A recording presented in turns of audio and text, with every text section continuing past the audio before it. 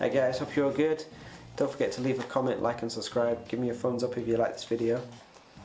It's a bit of a touchy subject today, but I wanted to address it, something that the world was talking about. In the Bible, in Genesis 1 verse 27, it says, God created man in his own image. In the image of God he created them. Male and female he created them. So that's what I believe. I believe that you guys are all beautiful the way God made you. So believe that. Don't believe the negative words. Don't believe lies people have said to you. Also in Isaiah 55 verse 8 it says, For my thoughts are not your thoughts, neither are your ways my ways. So that verse is for people that are believing the lie. Don't believe those negative words that anyone has spoken over you, regardless of whether you're black, white, Hispanic, Latino, Asian, Middle Eastern, Eskimo. So guys, believe. I mean it from the heart, man. Believe what God thinks about you. Enjoy the rest of the video. Do you think that was because of your race, why they actually had a go at you? Or At first, I didn't think that because I thought like, well, this is just one guy.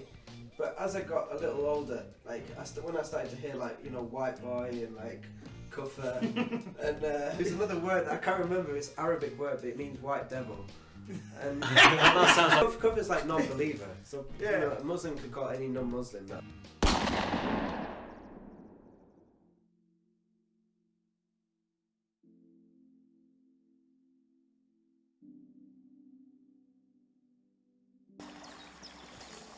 Hi guys. So when I was 11 years old, I moved to Bradford. It's a highly Pakistani part of England. And I had the same friends right throughout school. I was friends with an Indian guy, Aaron, Owen, mixed race guy, and I had a few white friends. And I had that same sort of 5 friends, and I've seen racism from Pakistani people towards black people, towards myself, and probably worse towards my friend Aaron. Sorry, Aaron Deep. And there's quite a conflict between those two nations, India and Pakistan. Big history. So yeah, like things were really bad at some times in my life, you know. I remember being sort of 13, 14 and yeah, just attacked by like, you know, a huge mob of people really. And it happened a few times, and it was in a situation where, this is the thing, everyone like wants power, and when you feel powerless you get angry, and like a lot of what you're seeing in the world is that right now. People are feeling powerless. Just the thing that we saw with George Floyd, which was despicable, and that's why people have riled up, and that's why people have had enough and are standing against what they've seen. But I think we do need like an honest conversation about everything that's going on, because I remember even like a few years ago, I went to the racial inequality services, and I spoke to a lady there. I said, would I be able to kind of have some support? And there was a few guys from minority backgrounds. They just laughed as if like it's impossible, like I could experience racism.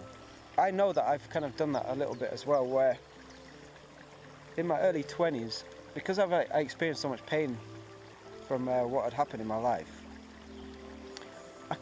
I started to get in a victim mentality where I just couldn't have compassion towards other people. So those guys who, you know, laughed at me, like, I couldn't really be too mad with them because I've been there myself. Now I know Jesus Christ is my Lord and Saviour, and I was able to overcome any prejudice I had. Because trust me, like if you've just received this relentless racism for those impressionable years of your life, then you do build up like a prejudice yourself. I moved away from Bradford and I came to Huddersfield, and I knew like I'd overcome the prejudice because I spoke to Asians there and I didn't really have any kind of bad feeling. I'm not going to mention names, but I've got friends that still use this term white privilege, and they're so much in their own victimhood of what they've been through. And I don't underplay what they've been through, because yeah, I've seen it myself. I've seen it so bad in Suffolk. Before I moved to Suffolk, I didn't realise how bad racism still was. Like I lived in rural Suffolk, and the stuff people would say, I'd hear people saying, was so shocking to me. And then even moving to Ipswich, I remember a couple of years ago, a good friend of mine, yeah, he was working in the chef industry, and just I was at like a sort of his works do, and these guys were just making jokes about slavery and stuff. You know, like apparently in the chef industry, it's just like no holds barred, like banter.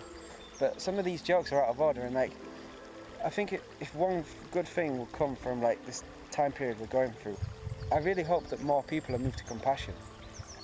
Because I was moved to compassion just from having close personal friends with people from minority backgrounds, and it moved me more to compassion because there was a time when I didn't have that, because I was so much in my own victimhood of what I'd been through that I couldn't. That I was like, oh no, my thing is more. No, I was like, no, you can't. Your thing can't be a big deal because I've experienced this. Once we get into that, that's when we just stop.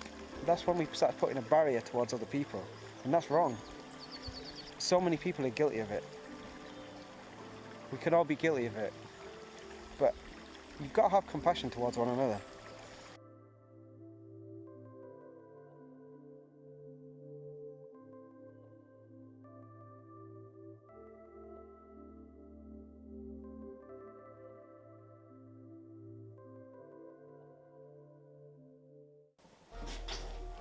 Hey guys, hope you enjoyed the video. Leave a comment of whatever you think and give me your thoughts and opinions, maybe even tell me your experiences.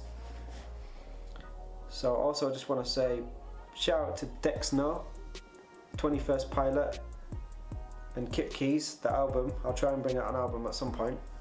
So that's for the comments on my last video, my last music video. Also I did promise to shout out Alaska Braga and V-Kid Vavoom, probably my biggest fan. He's always leaving really kind words, so yeah, I really appreciate all the love, guys. Yeah, until next time, peace.